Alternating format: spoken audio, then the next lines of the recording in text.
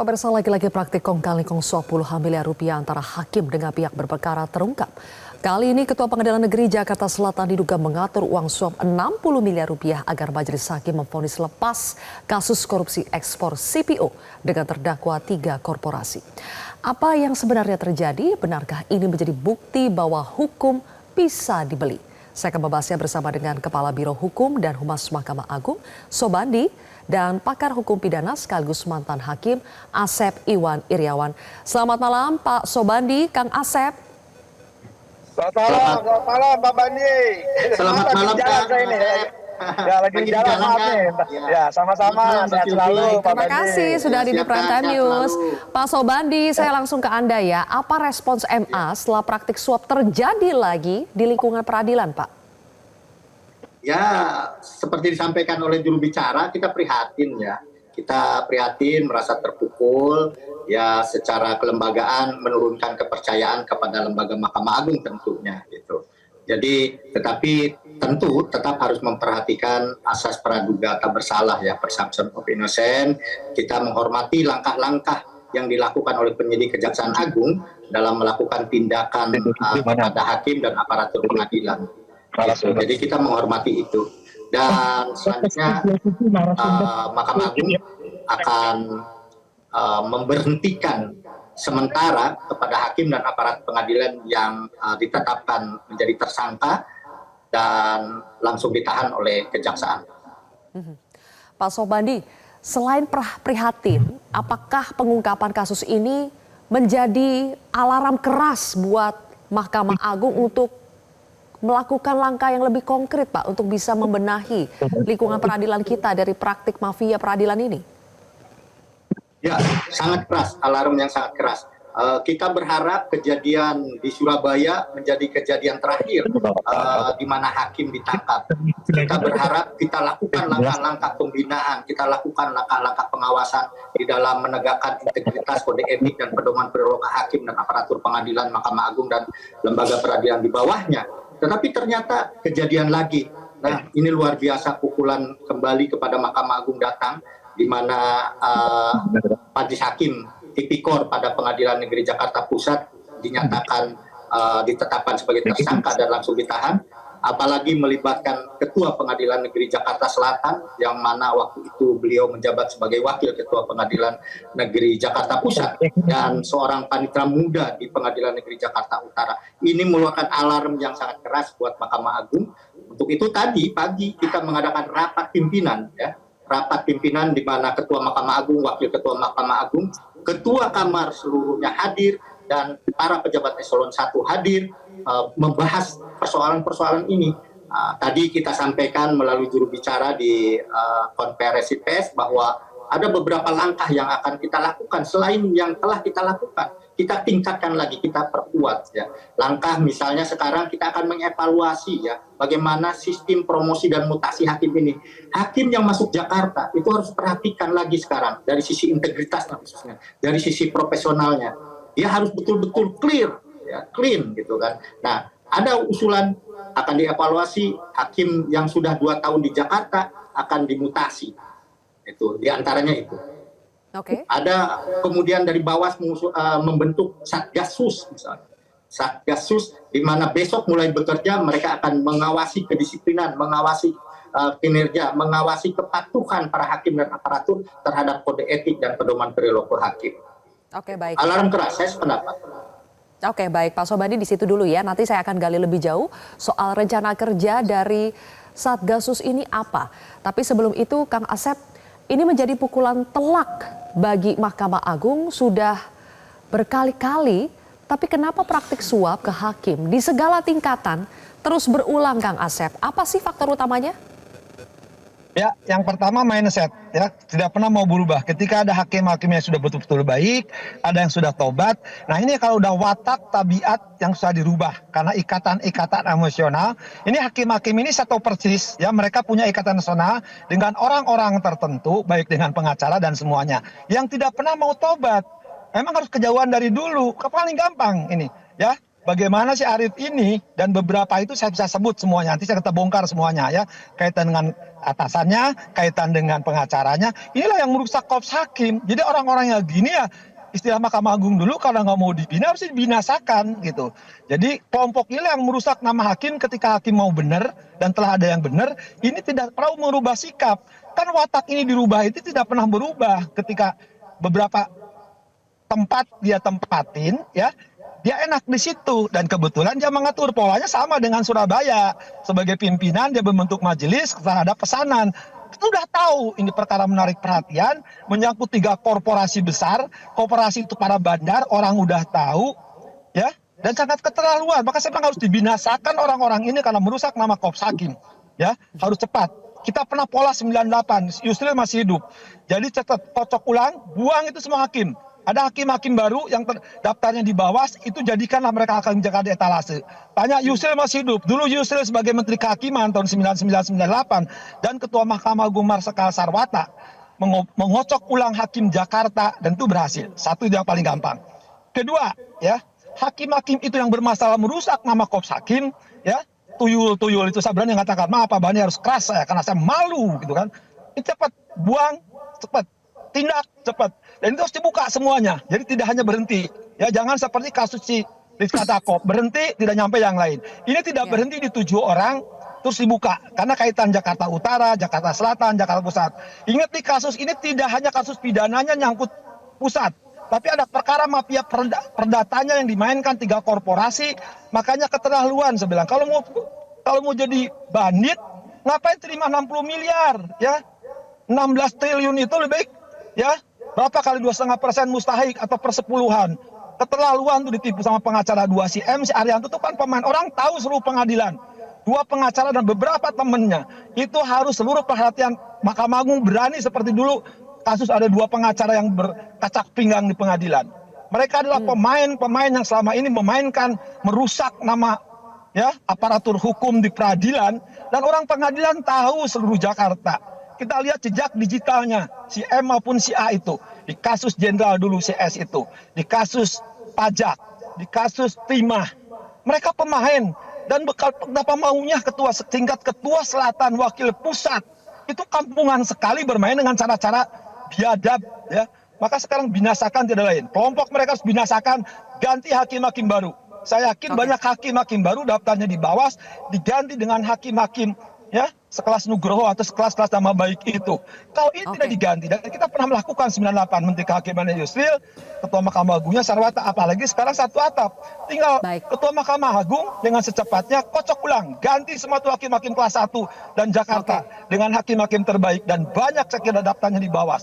Kalau ini dibiarkan ya sekelas mereka Arif CS ini akan merusak. Coba ya, saya aja yang di luar udah malu dan marah sekali. Janganlah hakim diperlakukan itu kan. Jadi seperti tadi penerima mustahik zakat 60 miliar. Ya dibagi-bagi. Jejak digitalnya ketahuan. Ya. Nah kalau ini diamkan, apalagi sekarang dibentuk Satgas. Udahlah, ini tindak pidana, tindak mereka selesaikan. Ya. Dan mohon juga ke Presiden, pertimbangkan soal usia, pertimbangkan soal gaji. Selama tidak menampakkan kinerja hakim benar, tersakiti, terjolimi rakyat Indonesia karena perbuatan penegak hukum melakukan permainan dengan pengacara dan mengatur melepaskan 3 konglomerasi itu ya yang jelas-jelas merusak hampir 16-7 triliun. Itu harus diselesaikan. Kalau enggak harus tindakan nyata kok. Kalau Mahkamah Agung cuman omon-omon istilah presiden, percuma. Sekarang harus implementasi bukan di tataran ya pembentukan, tapi bagaimana menciptakan hakim-hakim atau menempatkan hakim-hakim terbaiknya yang ada daftarnya di bawah, jadikan etalase, bukan karena ikatan emosional, karena kealumnian, karena kedaerahan, karena ikatan tertentu. Saya bisa buka semua itu hakim karena ikatan tertentu yang untuk merespon Kang Asep. Langsung saja ya Pak Sobandi. Jadi yang kita butuhkan sekarang adalah tindakan nyata dari Mahkamah Agung itu seperti apa Pak? Bukan lagi sekedar omon-omon, tapi kalau kata bahasa Kang Asep ini sudah sampai harus dibinasakan. Artinya paling tidak diganti di rolling hakim-hakimnya. Itu apakah itu yang akan dilakukan oleh Satgasus ini? Ya, tadi saya sampaikan yang sudah 2 tahun itu kita akan evaluasi ya, akan kita ganti, akan kita tukar. Masukan dari Kang Asep tadi sudah dibicarakan di rapat pimpinan bahwa Pak Yusril dulu melakukan kebijakan hakim yang belum memenuhi syarat untuk diangkat, misalnya baru 4A langsung ditarik ke Jakarta. Ini sudah menjadi wacana dan akan dilakukan. Insya Allah kita lakukan. Oke. Kita dorong untuk dilakukan oleh Mahkamah Agung. Baik, kita tunggu implementasinya. Sekarang juga sudah bergabung bersama kami ada anggota Komisi 3 DPR RI, Bang Nasir Jamil. Bang Nasir, wajah peradilan kita kembali tercoreng kasus suap. Kalau dari sisi regulasi, apa dong yang bisa dilakukan legislatif untuk lebih menutup celah praktik suap di pengadilan kita? Iya, terima kasih Mbak Sylvia. Jadi ini seperti gol bunuh diri. Ya. Jadi KY dan Mahkamah Agung kebobolan, dan ini gol bunuh diri yang kemudian merugikan para pencari keadilan. Sebenarnya aspek regulasi itu sudah bagus, di dalamnya diatur aturan-aturan yang kemudian mengatur bagaimana hakim mengambil keputusan dalam konteks secara global, ya. Tapi memang ini kan soal integritas. Jadi saya lihat tadi juru bicara Mahkamah Agung seperti kebakaran jenggot, ya. Kebakaran jenggot menyampaikan semua itu. Ya, jadi menurut saya ini seperti reformasi peradilan yang digaungkan selama ini masih sebatas prosedural saja, ya. Itu kan tanggapan banyak masyarakat. Jadi belum menyentuh kepada akar budaya hukum kita yang sangat rentan diretas dengan uang dan juga sangat rentan melanggar etika dan moral. Nah, ini yang dijaga. Bayangkan Mbak Sylvia, ini PN dekat dengan Mahkamah Agung, ya, di pusat kekuasaan, ya. Kita tidak bilang ibu kota tapi di Jakarta. Apalagi kemudian kalau PN-PN di luar yang jauh dari Mahkamah Agung. Nah, oleh karena itu saya medikat, ya, yang kemudian melibatkan hakim-hakim yang bobrok ini, ya, untuk kemudian mencari uang begitu, ya. Jadi ini yang harus dibersihkan. Saya percaya bahwa Mahkamah Agung sekarang ini yang di bawah pimpinan Pak Sunarto bisa membersihkan ini. Jadi ini ada sindikat di dalam, ya, yang kemudian berkolaborasi dengan mafia peradilan, ya, kemudian meloloskan berbagai macam putusan yang syarat dengan transaksional, dan ini yang kemudian secara tidak disadari merobohkan, ya, katakanlah tiang-tiang bangunan Mahkamah Agung itu sendiri. Jadi upaya untuk mewujudkan peradilan yang agung akhirnya menjadi semacam pertanyaan besar di tengah masyarakat. Nah, karena itu sekali lagi apapun yang dibentuk oleh Mahkamah Agung jangan ditunda gitu ya. Jangan coba-coba bermain api. Kalau kemudian sering bermain api, saya khawatir bangunan Mahkamah Agung akan terbakar. Ya. Ya. Oke. Nah, kalau terbakar, siapa yang bisa memadamkannya? Iya, kalau bermain api ya akan terbakar sendiri ya. Jadi ternyata para hakim yang katanya wakil Tuhan di dunia masih sering tidak tahan dengan godaan uang. Jadi bagaimana kita menyaring dan menjaga integritas para hakim kita? Apakah harus dengan langkah seperti yang Presiden katakan? Akan menaikkan gaji hakim secara signifikan? Apakah itu bisa menjadi solusi untuk menghilangkan praktik suap mafia peradilan? Kami akan bahas lebih jauh pemirsa usai jeda. Depan ya sebetulnya kalau dari tadi ditanyakan dari segi pengawasan, kita punya 5 pengawasan kan, mulai dikaji, Bawas, Polpus ke depan kartu KPT, kemudian pengawasan melekat oleh ketuanya, kemudian Siwas itu masyarakat juga ya. Artinya kalau dari semuanya begitu repatnya ya. Cuman berkali-kali juga setiap pembinaan selalu ketua menekankan untuk tidak transaksional, ya, atau untuk hidup sederhana, itu berkali-kali disampaikan Pak, seperti itu. Nah, kedepannya tadi juga penunjukan majelis dilakukan secara robotik. Ya, smart majelis ya. Jadi kalau di MA udah mulai ya, udah dimulai smart, jadi udah mesin yang menentukan. Tapi ini ternyata tadi dari Rapim udah akan diberlakukan seluruh Indonesia melalui robotik smart majelis. Baik, kami kembali lagi pemirsa melanjutkan dialog. Kang Asep, wakil Tuhan ternyata bisa juga tergoda dengan tawaran uang. Lalu apakah solusinya adalah dengan menaikkan gaji para hakim secara signifikan seperti yang disampaikan oleh Presiden Prabowo? Ya, sering saya katakan dengan Silvi kan, Tuhan aja tidak butuh duit, masa wakilnya butuh duit 60 miliar? Itu juga ditipu sama pengacaranya 60 miliar. Ya, bahwa kenaikan gaji, perpanjangan usia hakim jadi 67 75 ya, 67 70 75 tambah. Itu tidak linear. Jadi sekali saya katakan, dengan naik gaji hakim saya sebenarnya dengan keras, ya, tidak menentukan integritas hakim. Jadi kalau hakim sejak awal pilihannya hakim, jangan hitungan gaji. Justru dengan gaji hakim transaksional semakin tinggi. Sederhana gini, Gaji ketua selatan saya segini loh, 100 juta. Masa saya di bawah 100 juta? Makanya dia minta 60 miliar. Yang menentukan kinerja hakim, memeriksa, ya, mengadili, memutus perkara bukan karena gaji. Tapi sejak awal integritasnya bukan karena kertas, apalagi karena berkas, ya. Tapi karena integritas dia sebagai wakil Tuhan yang punya sila kedua, yaitu memanusiakan, ya, sekaligus memanusiakan, menciptakan keadilan dengan cara beradab, bukan biadab dengan cara-cara main duit. Jadi sekali patokannya bagaimana memanusiakan pencari keadilan dengan cara mengadili, dengan cara beradab, bukan biadab dengan nerima 65, merusak nama hakim seluruh Indonesia kelakuannya. Tingkat Jakarta loh. Jadi kenaikan gaji dan perpanjangan umur para hakim sekarang nanti itu tidak akan menentukan berat. Kalau sejak hakim itu banyak dibahas, ya tanya contohnya Nugroho CS atau Panarto, itu hakim-hakim jujur. Ya, ketika hakim jujurnya tidak tergaruh oleh duit, itu dengan naik duit ini bagi hakim-hakim kelas Arif CS atau hakim yang sekarang terima dan hakim-hakim seperti Surabaya atau hakim-hakim yang merusak nama Wikop hakim, itulah sejak awal urusannya memperjualbelikan uang dengan cara-cara biadab. Artinya apa? Ukurannya bukan keadilan, tapi kekayaan. Makanya judul putusannya bukan demi keadilan berdasarkan Tuhan Yang Maha Esa, tapi demi kekayaan. Bermainlah itu. Kalau pepatahnya kampung Pak Sobandi dengan kampung saya, hakim tidak pernah main hakim sendiri. Tapi makanya hakim main dengan teman-temannya tadi, dengan advokat, dengan para bandar. Itulah contoh yang sekarang ketangkap, yang harus dibersihkan dari sekitar saya. Binasakan mereka. Jangan dikasih ampun kalau merusak hakim-hakim terbaik Republik yang lainnya. Baik. Jadi menurut Kang Asep, menaikkan gaji hakim itu tidak bisa menjamin hakim itu akan tetap berintegritas. Berarti kuncinya adalah integritas. Oleh karena itu akan menindakkan transaksi itu. Ya, oleh karena itu Pak Sobandi, berarti kan kalau kuncinya adalah integritas, bagaimana menjamin bahwa sejak awal sebelum betul-betul menjadi hakim yang sah, persoalan integritas ini sudah clear. Jadi proses rekrutmen, assessment hingga pengawasan hakim, bagaimana untuk menjamin semua itu?